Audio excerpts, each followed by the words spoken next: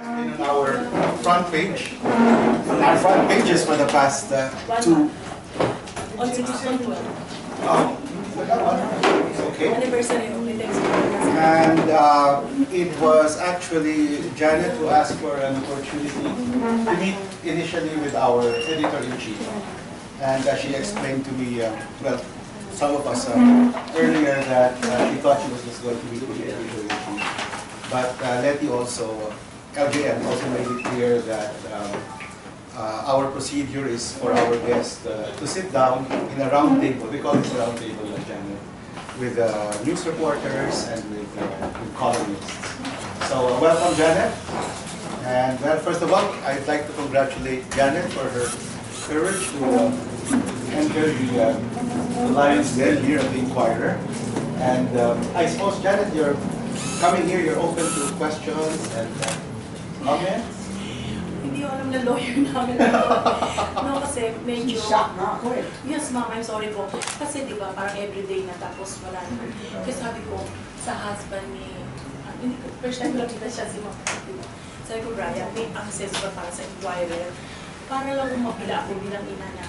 Sana bago isulat, huli mo lang sa namin. Yun lang mo talagang, kaya kala ko mga 10:30, pag wala na ako, kasi hindi ko alam may mga, first time ko pumunta na Inquirer.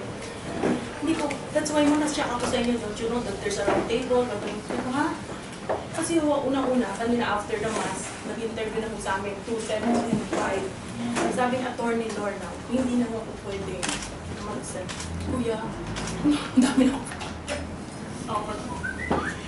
So, I didn't know talaga kasi kundi, I should bring my lawyer para to. Hindi ko po alam. So, mami. So, just so to be clear, you're here now, and are you open to talk to our editors and reporters? Well, some of the reporters who cover your story are actually right here. So, if there's anything you'd like to, if there's a appeal that you said you want. Yeah, to Mr. Hill ka ba? Sige.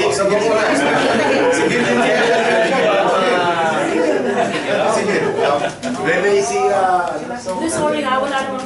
Oo, yun lang naman. Kaya pumunta kay ma'am para i-appeal kay Mr. Hill Kabakungan. Okay naman ho, di ba?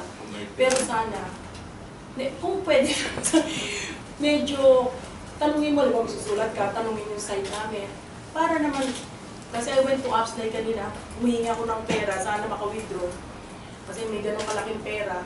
So natawa sa amin yung, it's like a funny ano, di ba? So... Are you saying you have no money in Upsley? We have 5 million po. 5 million, about 500. No, my God, 500. Di ba ho? Kaya medyo...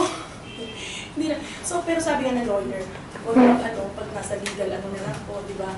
Sa iyo lang, kasi yung anak ko isa, depressed na ano na, ilan na yung anak, meron na naman isa, siyempre, everyday, di ba, bilog-lapit hanggang sa pinaglalaroan na kami sa internet, sa buong, pati yung anak ko isa, ayaw na umuwi dito ng Pilipinas.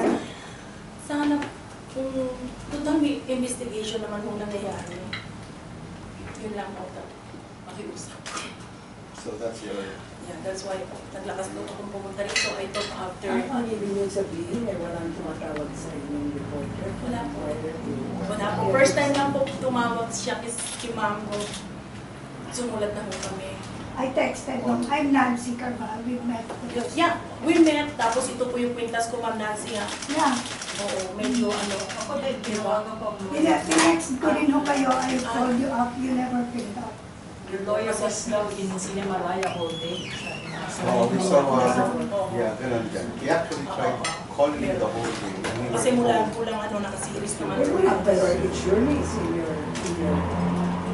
telephone, in your cell phone na meron tumatawag sa inyo. Opo, wala naman po. Pwede naman po natin pa-check sa Globe. Anyway, Globe, nakalive po, wala naman po kami TV. Nakalive po yung ano natin. Kaya nga nung hinabot ko po si Ma'am Nancy, di ba? Ma'am, kunin niyo naman po yung side namin, di ba? Kasama ko si Mr. Louie Cruz that time. Nakiusap po ako, Ma'am, please. And binigyan niya po ako 30 minutes dun sa isang hotel. Kuya, please naman, dahil ko ng picture, bigyan na kita. Kasi masyadong haggard ng mukha ko, tapos lalabas sa dyaryo, maawa naman kayo. So, Miss, pwede ba namin bako yung cellphone mo para... Opo. Kasi ang instruction lagi ka na, ano... Ma'am Winnie, kaya ko nakausap si Ma'am Nancy, nung sinasabi niyang meron ng denial from the Napoles family, naggawa po ako ng parang Louie, let's go to inquirer. I need to talk to Nancy. So, pinagbigyan naman niya po 30 minutes. So, medyo meron. Di ba? Yun ang nangyari, di ba, ma? So, hindi na po ako. Sabi ko, bakit? Bakit inquire? Pero nitong huli na, medyo anak ko na na-apektuhan. Parang isa-isa rin mga anak ko nagkakaroon ng binibigyan na ng tranquilizer ng doktor. Sabi ko, I think I need to ask the inquirer editor. That's why humingi ako ng tulong kay Brian through my friend. Sabi, sige, subukan natin. Tapos, schedule na. So, akala ko po, yung editor, tapos mga ilang reporter na sulat. Sorry sir, hindi ko kasi alam na ganito. It's all right. But ako lang, Janet, all our reports are based on official records. They are all based on affidavits, sworn statements, COA reports. So ako, it's not fantasy. So, These para lang po kasi, one-sided. opo kasi nung sa ibang, And we sa also ano, try to pinapakita sa amin, o ito yung allegation sa inyo, anong sagot sa inyo, na which is hindi po naman Ma'am nangyari. Janet, yung, before I came out with your story po nung asking for an explanation of your wealth, yun po yung Monday. I texted Ma'am Kapunan. She said, I don't trust you. Kasi At least that- sir, kasi po marami na pa kayong Anong sulat. story po Ay, before doon sa that? kanya po eh, kaya I can't Napilit remember naman. anything. Kasi I wrote, the first stories I wrote about you, kuya, yung kay Ungab, pasensya na kayo. Opo. kay Ungab, kay Alcala, that was a serious, that was my first week kasi ma'am eh.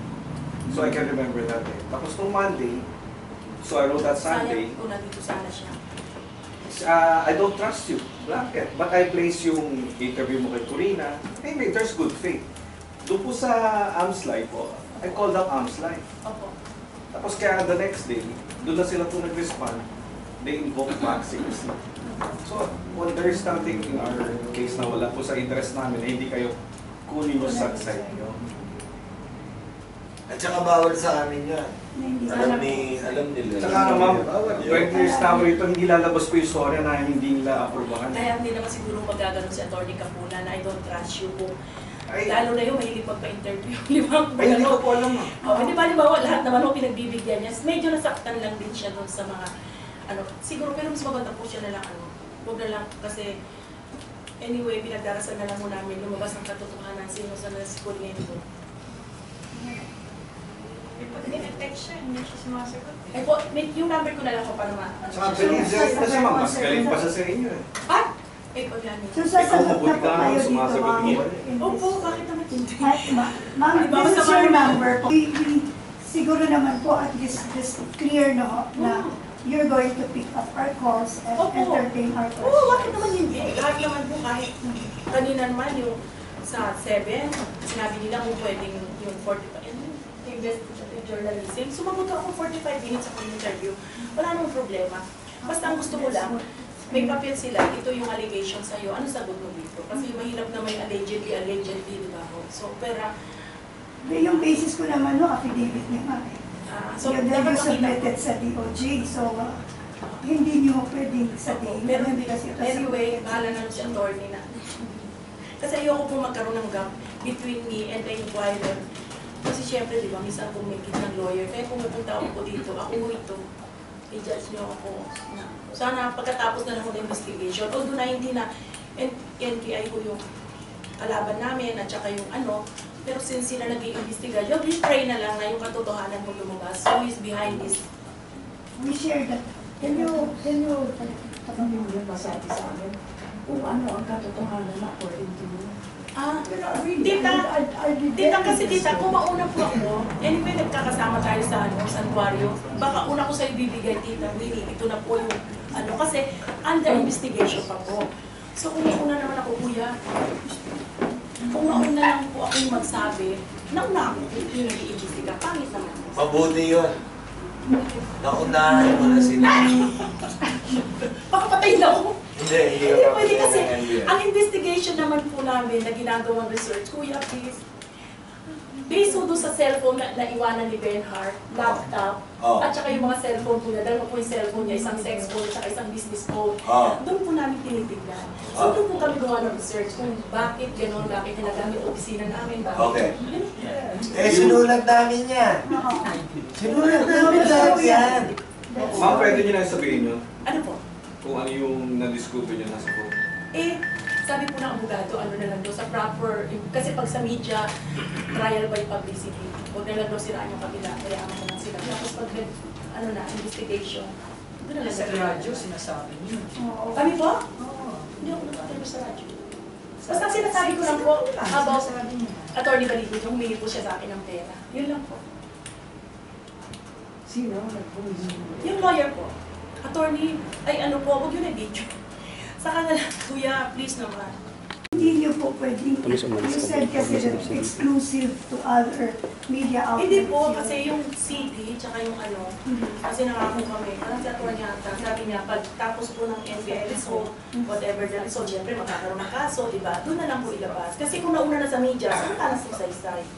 Doon na po lahat. Mrs. Napoles, total nandito na kayo. Nakatakot ka, sir. Bakit ang kasalanan sa inyo? Ito, magkakataon mo na to. Ano ang maling sinulat ng mga reporters namin tungkol sa inyo? Isabihin nyo na ngayon. Wala. Ilalabas natin. Sa anak ko, nakaganon eh. Nakaisa yun. Ay, sige.